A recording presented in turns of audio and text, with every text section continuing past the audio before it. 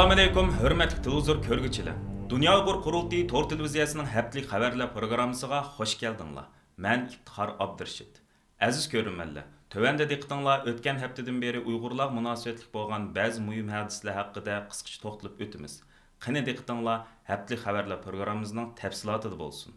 Dünya Uyghur Qurultayının rəisi Dolqun Eysa başçılığındakı qurultay heyəti Cenevada başlatqan bir həftəlik fəaliyyətini muvaffəqiyyətli axırlaşdırıb 22 sentyabr keçdi Germaniyaga qayıtıb gəldi. BDT Kişilik Hüquq Kengişinin 51-ci növbətlik umum yığını 12 sentyabr Cenevada başlanğan idi. Yığın hazırmı muşu sizlər görüb turğan binada davam qılıb atıdı. Dünya Uyghur Qurultayı yığını qatnaşıyotqan dünya dövlətlərinin vəkillərinə Uyghur irqi qırğınçılığını yana bir qatim əsiltib ötüş və bu növbətlik yığında Uyghurlar məsələsinin mühim gün tərtiblərinin biri qılınışı qolğa keltiriliş üçün Dünya Uyghur Qurultayının rəisi Dolqun Eysa, Qurultay İcraiya Komitetinin muavin rəisi Turğuncan Alavudin, Qurultayının bayanatçısı, Qurultay Ayollar Komitetinin müdiri Zümrətay Erkin, Qurultay Yaşlar Komitetinin müdiri Erkin Zunun, Qurultay Uçur Təşviqat Mərkəzinin muavin müdiri İftixar Abdurşid, Qurultayның Gollandiya vəkili, lager şahidimiz Qalbinur Sıdıqlardan tərkib tapqan Qurultay heyəti Cenevada bir yürüyüş fəaliyyətlərini başlatqan idi. BDT Kişilik Hüquq Kengişinin 51-ci növbətlik umum yığın başlanışdan burunmu Dolqun Eysa başçılığındakı heyət Cenevada Amerika başçılığındakı bəzi Qərb demokratik əllərinin BDT'də turuşluq elçiləri bilan görüşüb, ulardan bu növbət yığın jarayonida Uyğur irqi qırğınçılığı məsələsini təkrar gün tərtibə elib kelishini tələb qılğan idi. 14 sentyabr günü Dünya Uyğur Qurultayı, Xalqara Kechirim Təşkilatı, Kişilik Hüquqni Küzetiş Təşkilatı və Xalqara İnsan Hüquqları Mərkəzi qatarlıq 4 təşkilat Cenevadakı BDT zalda Uyğur irqi qırğınçılıq haqqında guvalıq beriş yığını çağırdı. BDT Kişilik Hüquq Komissarlığı elan qılğan Uyğur vəziyyəti haqqındakı doklad və BDT mutaxassislərinin bu doklad haqqında elan qılğan ortaq bayanatını çör degan asasda ötküzülgən bu qıtımqı yığınğa 40-dan artıq dövlətinin BDT'də turuşluq vəkillərdən sırt yana Xitayning BDT'də turuşluq vəkillər ömügünün əzaları qatnaşdı.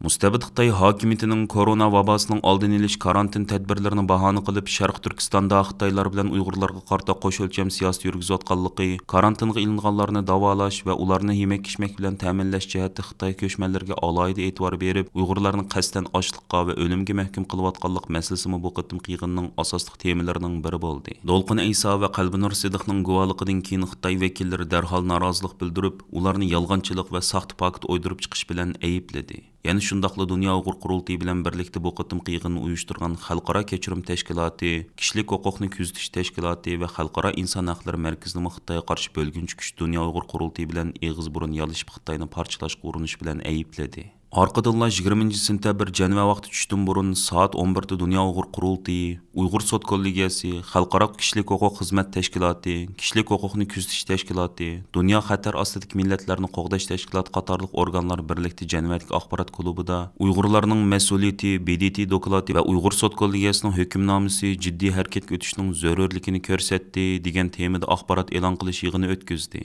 Yig'inga bir qism ellarning BDT'da turishliq vakillari, BDTning doklatchi xodimlari, xalqarалық kişilik hüquq təşkilatlarının məsulları və hər qaysı əllərdən gələn Uyğur qeyrindaşlarımızdan olub köp sanlı kişi qatnaşdı. Lager şahidimiz Gülbahar Xatıvacı yığında guvalıq berdi. Qurultay rəisi Dolqun Eysa, Uyğur Sot Kollegiyasının baş sotçusu Jeffrey Nice və başqa xalqarалық kişilik hüquq təşkilatlarının məsulları yığında qılğan sözlərdə Xitayning Şərq Türkistan xalqiga qarta yürgüzətqan irqi qırğınçılığı Uyğur Sot Kollegiyası tərəfindən xalqarалық qanuni asaslar bilan dəlilləb çıxılğan. Şundaqla Uyğur irqi qırğınçılığı Avropa Parlamenti və başqa 9 dövlət tərəfindən rəsmi qəbul qılınğan əhval astidimi, yəni BDT Kişilik Hüquq Komissarlığı tərəfindən Uyğur vəziyyəti haqqında elan qılınğan doklad irqi qırğınçılıq kəliməsinin faqatla tələb qılınmağanlığını tənqid qilishdi və BDT'nin bu yetersizligini tez vaqtda tuzatishni umid qildiganligini bildirishdi. Buningga paralel holda shu kuni o'xshash vaqtda BDT binosi oldidagi maydonda birlashim namoyish o'tkazildi. Undan boshqa yana 19 sentyabrdan 21 sentyabrgacha qurultay tarafidan BDT binosi oldidagi maydonda Şinjan saqchi hujjatlari va Xitoy hokimiyatining yuqumning oldini olishni bahona qilib vatan ichidagi xalqimizga yurgizayotgan zulm siyosati asos mazmun qilingan maxsus rasm ko'rgazmasi ochilgan edi. Uyg'ur Sot Kollegiyasining bosh sotchisi Jeffrey Nice əpəndim axbarat elan qilish yığından keyin Dolqun Eysa əpəndim bilan birga maydonga chiqib har qaysi ellərdən kelgan pidakar namoyishchilarimizga madad berdi.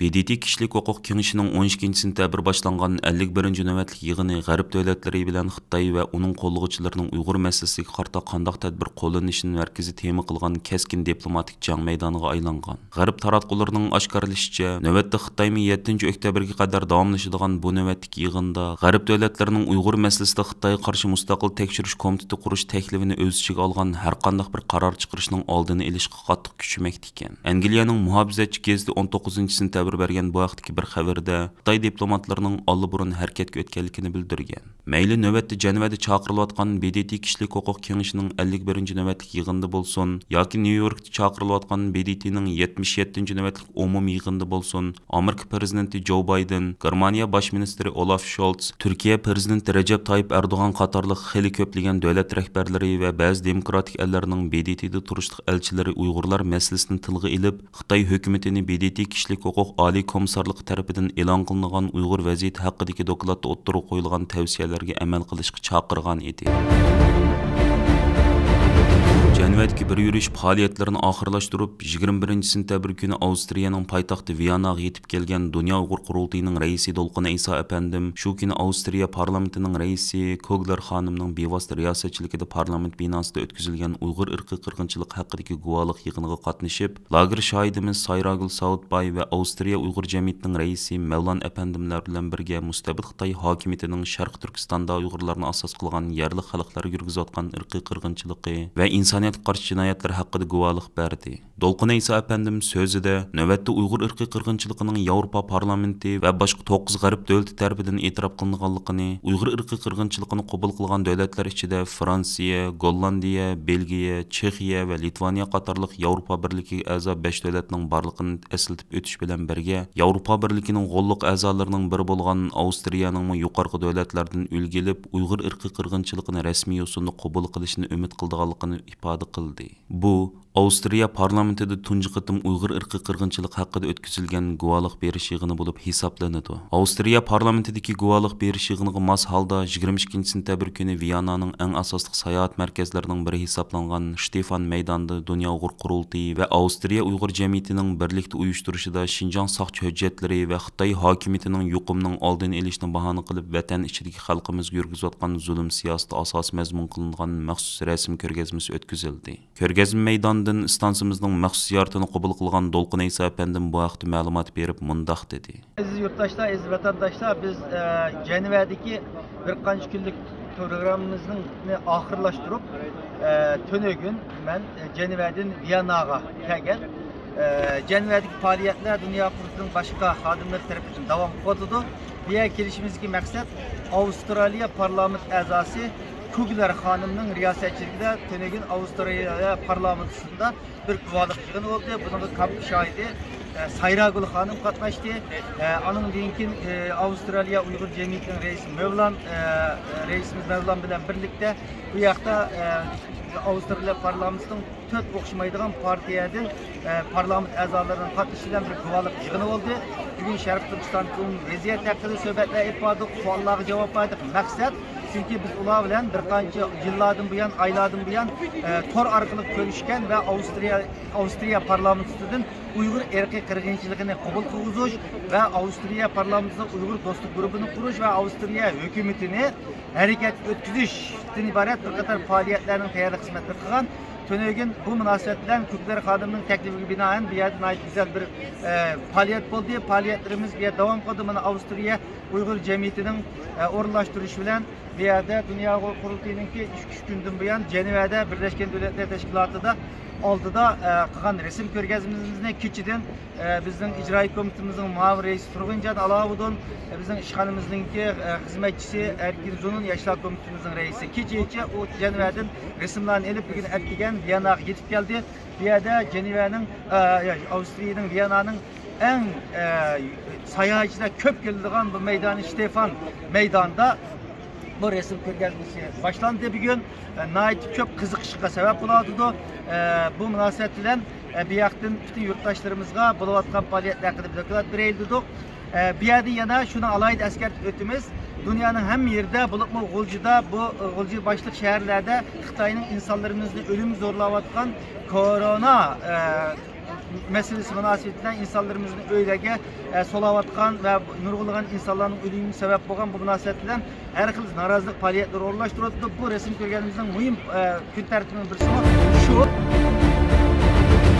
Dünya Uyghur Qurultayının reisi Dolqun Eysa başçılığındaki Qurultay heyetinin Cenvada 12 sentabr başlanğan BDT Kişilik Hukuk Kengişinin 51. növetlik umum yığını jarayonida elip bargan bir yürüyüş faaliyetlerden, bolupmu arka-arkadan ötküzgen axbarat elan qilish yig'inlaridan qattiq bearam bolgan Xitoyning BDT'deki vekiller ömigi 22 sentabr günü atalmış Abnum rayonluq hökumatning vekilleri ve 5 nafar atalmış Uyghur guvachin Cenva'ga elip kelib BDT zalda axbarat elan qilish yig'ini chaqirdi ve yig'inda atalmış guvachlarni sahnaga chiqarish orqali Xitoyning Sharq Turkistonda elib berayotgan irqiy qirg'inchiligi va insoniyatga qarshi jinoyatlarni, bo'libmi jazo lagerlari va majburiy emgak tuzumini, shundaqla Uyg'urlarni majburiy xitoylashtirish tuzumini butunlay inkor qilish bilan birga, ba'zi bo'lgunchi kuchlar va Jungoga qarshi kuchlar BDT yig'ini jarayonida saqt uchur tarqitib, paketlarni burmulab xalqaroning ko'zini bo'yashga urinyotidi deb chalvaqash orqali tig' uchini bir haftadan buyon BDTda faoliyat elib berayotgan Dunyo Uyg'ur Qurultayiga qaratdi. 14 sentabr günü Dünya Uyghur Qurultayı, Xalqaro Kechirim Tashkiloti, Kishilik huquqni kuzatish tashkiloti va Xalqaro inson haqlari markazi qatorliq 4 tashkilot tarafidan Cenva'dagi BDT zalida Uyg'ur irqiy qirg'inchilik haqida o'tkazilgan guvohlik berish yig'iniga Xitoyning BDTdagi vakillar o'migi qatnashgan ve ularning xohlagancha savol so'rashiga ruxsat qilingan edi. Xitoy tarafidan chaqirilgan bu qitimqi axborot e'lon qilish yig'iniga garchi Dunyo Uyg'ur Qurultayining bayonotchisi, Qurultay ayollar komitetining mudiri Zumratay Erkin va Qurultay uchur tashviqot markazining muavin mudiri Iftixor Abdurashidlar kuzatuvchi sifatida qatnashgan bo'lsa-mu, ammo Xitoy taraf ularning savol so'rashiga ruxsat qilmadi. Xitoyning bu qilmish yig'inga qatnashgan demokratik ellarning vakillarining, xalqaro kishilik huquq tashkilotlarining va jurnalistlarning kuchli noroziligini qo'zg'adi. Xitoyning axborot e'lon qilish yig'ini oxirlashgandan keyin BDT zaldan istansimizning maxsus ziyoratini qabul qilgan Iftixor Abdurashid apandim bu haqda ma'lumot berib mundaq dedi. Men riyosatchi Iftixor Abdurashid, aziz ko'rmanlar, tunigan sizlarga deb o'tganimizdek bugun Cenva vaqti saat 2'den 3 bo'lgan aralıqda Xitoyninki Dunyo Uyg'ur Qurultayi qarshi va vatandagi atalmış baxtli yashayotgan Uyg'urlar haqida axborot e'lon qilish yig'ini o'tkazmoqchi edi. Hozir ko'rayotganinglardek biz Birlashgan Davlatlar Tashkilotining ichida o'xshash vaqtda hozir ustida Birlashgan Davlatlar Tashkilotininki Kishilik huquq kengashining 51 navbatlik umumiy vakillar yig'ini o'tkazilyotdi. O'xshash vaqtda pastimo Xitoylar iboratin axborot e'lon qilish yig'ini o'tkazib chiqdi. Men özüm Qurultay Tashviqot uchur markazininki muavin mudiri bo'lish sifatim bilan va Qurultayimizningki bayonotchisi va ayollar komitetining mudiri Zumratay xonim ishkaylan bu yig'in qatnashdik. Yig'in jarayonida Xitoylar 5 Uyg'urni yolg'onchi shohidni ag'ash kepti. Bularning ichida Shavkat Imin, Muhtaram Sherif, Aygül Mehmet, Zulhayat İsmail, anankin Yalqun Yaqub qatarlıq 5 Uyg'urni akab u yerda so'zlatdi. Onun aldida bu Xitoylar BDT'de turuşlu Xitoyning baş elchisi qatnashdi bu yig'inga. Bu yig'in jarayonida baş elchisi so'z qilib, Shavkat Imom so'z qilib, atalmış Şinjan Uyg'ur Abnum rayonida Uyg'urlarning intayin baxtli yashayotganligini va ularning hech qanday bir kishilik huquq daxl tarz kishilik huquqlarga, qonunlarga hech qanday daxl tarz yetkazilmayotganligini, ona tilininki nihoyat yaxshi qo'llanilgan haqida turli safsatlarni deb chalvaqgan bo'ldi. Keynidan xatolaşmasam Yalqun Yaqub atalmış Şinjan Uyg'ur Abnum rayonininki Jamoat xavfsizlik idorasininki boshlig'i ekan. Onundan sırt Zulhayat İsmail degan ayol Qashqa shaharlik partikomininki muhim kadr ekan. Bu yerda aziz ko'rmanlar atalg'ularninki ularninki funksiyasi, ya'ni o'zlarininki ishlayotgan qanday kadr ekanligi so'zlangan vaqtda bu inglizchaga tarjima qilinmadi. Ularning faqat ismi atilib o'tdi. Onun sırt Aygül Mehmet Qashqar shaharlik bir odatdagi Uyg'urkan lagerda yotgan, ya'ni saxta lager shohidini tatmi akabdi Xitoylar bu qitimqi bu yig'inga. Bular so'z qilgan jarayonda özleri ve başka devletlerninki vekillerimi xotirjam suratga ilishga, singa ilishga yo'l qo'ygan bo'lsa-mu, bizning singa ilishimizni cheklagan bo'ldi. Aralıqda men o'zim Qashqarninki saxta lager shohidi Aygül Mehmet degan ayol so'zlayotgan vaqtda, video tarqatgan vaqtimda Xitoyninki diplomati meni shu yerninki bosh bexatarlik qo'g'dosiga chiqishtirib, meni yig'indan chiqarib o'tish uchun, meni hozir ko'rganinglardek maydamdagi bu BDT kirish kartimni biroq amaldan qoldirib o'tib, bundan keyin BDT kirgizmas haqida deb shikoyat qildi. Keyindan chiqib mening tatgan videolarimni tekshirmoqchi bo'ldi. Buning orqali ya'ni bu Xitoylar internet ushuqlik qilib, to'liq bir soatni o'zlarininki safsatlari bilan tugatgan bo'ldi. Bizga tugul u yerda o'tgan hech kimga bir savol so'rash fursati qo'ymadi. U yerda hammamiz qo'pab o'zlarining nihoyat xo'shal yashayotganligini, hatto saxta lager shoidimi deb o'tdi. U yerda uyg'urcha so'zildi.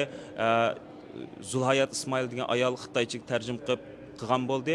O o'zininki dinsizlarga intayin uyushib ketganini, diniy asabiylikninki ta'sirida qolganligini deb, keyindan eri bilan urushib qolganligi, hammamizning xabardor bo'lgan yolg'on yovdaq propaganda xabarlarini aytgan bo'ldi. Keyindan o'zininki qayta tarbiyalanib chiqib, nihoyat baxtli, xo'shal, xo'ram yashayotganlarini aytgan bo'ldi. O'zingizmi ko'rganingizdek, men yuqori deb o'tgandekmi, bu yig'in intayin keskin bo'ldi. Bular amal va bizni so'zlatmaslik uchun hatto Uyg'urlarni qo'llayotgan davlatlarni kiribdi buning ichiga. Xitoy buni qistirib qo'yishni unutib qolmay, Xitoy o'zlarini qo'llayotgan davlatlarni akirgandan sirt betaraf bo'layotgan davlatlarga ularni turli necha kundan beri Xitoy diplomatlarining nemishqa butun diplomatlarning keyinni jugunni bugun tushunib yetgan bo'ldik. Ularni akirdi, bizni qo'llayotgan davlatlar kirdi. Ularning savol so'rashidan qo'rqqanlik uchun bizga savol so'rash fursati qo'ymadi. Oxirida chiqqan chaqda necha diplomatlar bizga deb o'tdi.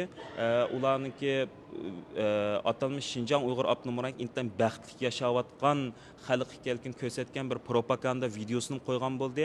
U videosini ko'rib, buningki bir propaganda ekanligini biz his qildik, bilaldik deb hammamiz o'zlariningki shaxsiy fikrlarini bayon qilgan bo'ldi. Bu yig'in Xitoyningki butunlay bir propagandasi bo'lgan bir shaklda bir yig'in bo'ldi. Normalda hammanglarning xabari bo'lgandek axborot e'lon qilish yig'in deganda normalda muxbirlarningki savol so'rash haqqi cho'qim bo'lish kerak. Bu aqalli bir savat.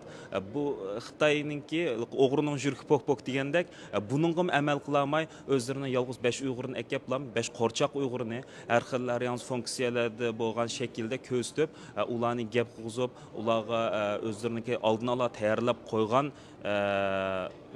yolg'on yovdaq bayonotlarni u yerda so'ziltib o'tdi. Ham bu jarayondami meninkimi diqqatim tortgan narsa bu yerda qo'pab ataytan deb turib, hamda u yerda Dunyo Uyg'ur qurultiyi deb alaytan tilg'ilib turib demadi, ammo chet eldagi asabiy kuchlar BDTda turli yolg'on yovdaq o'sak so'zlarini tarqitib turib, vatanda atalmış Şinjan Uyghur Abnum rayonida açıqçılıq bo'yatdi, virus siyosatini bizningki to'g'ri shaklda yurgizayotgan virus siyosatimizni xato shaklda anlatib, xato shaklda haq ko'rsatishga urinyapti va u yerda lagerlarning borligini, irqiy qirg'inchilikni bo'layotganligini deb safsatlarni qilyapti. Bularning hammasi bo'lgunchi kuchlardir, bularning hammasi asabiy kuchlardir. Bular atalmış Şinjan Uyghur Abnum rayonining iqtisodiy kuchiga vayron qilmoqchi degan asosda mushlarni ataytana to'xtalib o'tdi. Hammalarning xabar bo'lgandek bu bir haftadan beri Dunyo Uyg'ur qurultiyiningki BDT'da o'tkazayotgan bu lobby faoliyatlarining qanchalik unumli bo'lganini mushlardan bilib olg'ili bo'ldi.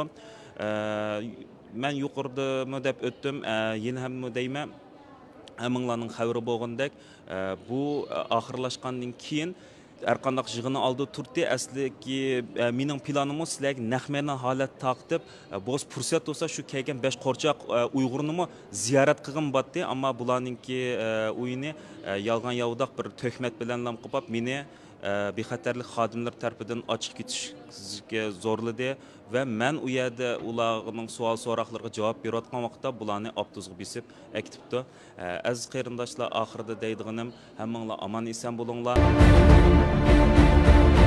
Amerikadagi bir qism lager shoidlari va faoliyatchilar Oqsaroy oldida 19-sentabr kuni ochliq e'lon qilish harakati boshlagan edi. Uyg'ur irqiy qirg'inchiligini bo'libmi jazo lagerlarini dunyoga pash qilishda intayin muhim rol o'ynagan Amerikadagi jasur lager shoidlarimizdan Zumrat Davud, Tursunay Ziyovuddin, Gulzira Avulqan qizi qatorliqlar hamda Amerika Uyg'ur birlashmasining raisi Alfidar Iltabir va shundaqla dadisi lagerda tutib turilayotgan Dilyar Seyfiddin qatorliqlardan tarkib topgan 5 kishi Oqsaroy oldida 19-sentabr kuni ochliq e'lon qilish harakati boshlagan va hatto fidokor lager shoidlarimiz Oqsaroy oldida tunab chiqqan edi. Ularning bu jasur harakati chet ellarda yashayotgan qarindoshlarimizni cheksiz ta'sirlantirdi va iftixorlantirdi. Köplagan Uyg'ur tashkilotlari va siyosiy faoliyatchilarimiz bes-besti bayonotlar e'lon qilib, ularga opirin o'qish bilan birga o'zlarining ularga bo'lgan qo'llashini ifoda qilishdi. Janubiydagi faoliyatlar jarayonida ochliq e'lon qilgan lager shohidlaridan telefon orqali ahvol so'rab turgan Dunyo Uyg'ur qurultiyining raisi Dolqin Iso apandim 22-sentabr Viyanada o'tkazilgan ko'rgazma maydonidan bu jasur lager shohidlarimizga xitoban so'z qilib, muhojiratdagi qarindoshlarimizni ularning bu xil fidokorlik ro'yidan o'rnak ilishga chaqirgan. Qurultayning muavin raisi Zubayra Shamsiddin xonim Oqsaroy oldiga berib ochliq e'lon qilgan bu jasur qarindoshlarimizga madad bergan va ulardan qurultay nomida hol so'ragan edi. Ochliq e'lon qilish harakatining 3-kuni, ya'ni 21-sentabr kuni Avam palata a'zosi Christopher Simis va Amerikaning sobiq Birlashgan Davlatlar Tashkiloti turishliq muavin elchisi Kelly Curry xonim alayida yo'qladi. Christopher Simis apandi so'z qilib, lager shohidlari va faoliyatchilarining Amerika hukumatidan kutgan talablarini ko'zda tutib, bu haftaning oxirigacha bir qarornoma yozib Amerika hukumatiga sundiganligini bildirdi. Biz sizlar uchun kuchli bo'lamiz. Sizlarning bu ochliq e'lon qilish harakatinglar xalqinglarga bo'lgan muhabbatinglarning ifodasi, ochliqning qanchalik qiyin ekanligini tasavvur qila olmayman. Yuqorqi so'zlarni ta'kidlagan Christopher Simis apandi so'zni yana mundaq davom qildi. Biz hukumatga qarornoma sunamiz. Qarornomada hukumatimizni Michelle Bachelet e'lon qilgan doklatiga asosan BDT Kishilik huquq kengashining rayonda tekshirish ilib berishni talab qilishga chaqiramiz. Bütün dünya sizlərinin ətrafınlarga, kəm köləmli qırğınçılıq uçurayotgan xalqning ətrafiga toplanishi kerak. Christopher Simis əpəndidən keyin Kelly Curry xonim söz qilib, Christopher Simis əpəndining so'zlariga qo'shilganligini bildirdi. Avam palata a'zosi Jim McGovern mo o'zining Twitter hisobida uchur yo'llab, Uyg'urlar bilan bir sapda turganligini bildirgan. U yana Xitoy hukumatining yurgizayotgan qirg'inchilik siyosati uchun jinoiy javobgarlikning surishti qilinishi kerakligini ta'kidlagan. Ma'lum bo'lishicha, lager shohidlarining bu qatimliq namoyishni Amerika Uyg'ur birlashmasi boshlangan kundan boshlab moddiy va ma'naviy jihatdan qo'llab kelgan. Mazkur birlashmaning raisi Alfidar Iltabir xonimning bildirishicha, lager shohidlari aslida bu harakatni 19-sentabrdan boshlab 5 kun elib berishni planlagan ekan. Bu Christopher Simis apandining alayida ularni yo'qlab kelib qarornoma sunish haqida va'da berganligini va lager shohidlarining salomatlik ahvolini ko'z tutib ochliq e'lon qilish harakatini oxirlashtirganligini aytdi. U yana Amerika Uyg'ur birlashmasining Christopher Simis apandining qarornoma sunish haqidagi va'dasini amaliylashtirish jarayonini surishti qilib turganligini bildirdi. Lager shohidlaridan Tursunay Ziyoviddin ochliq e'lon qilgan 3 kun ichida 2 qatim hushidan ketgan bo'lsa-mu, bu namoyishni qat'iylik bilan davom qilgan. U Christopher Simis apandining qarornoma sunish haqidagi so'zlarini anglagandan keyin necha kundan buyon ilib borgan ochliq e'lon qilish namoyishni unumlik bo'lgandek his qilganligini bildirdi. Alfidar xonimning bildirishicha, Amerika Tashqi ishlar ministrligining xodimlari uning bilan aloqalashgan. Ministrlik ochliq e'lon qilish namoyishiga qatnashgan lager shohidlari va faoliyatchilarini yuzturani ko'rishga taklif qilgan. Aziz ko'ruvchilar, yuqorida diqqatingizga haftalik xabarlar programmamizning tafsilotini sundik.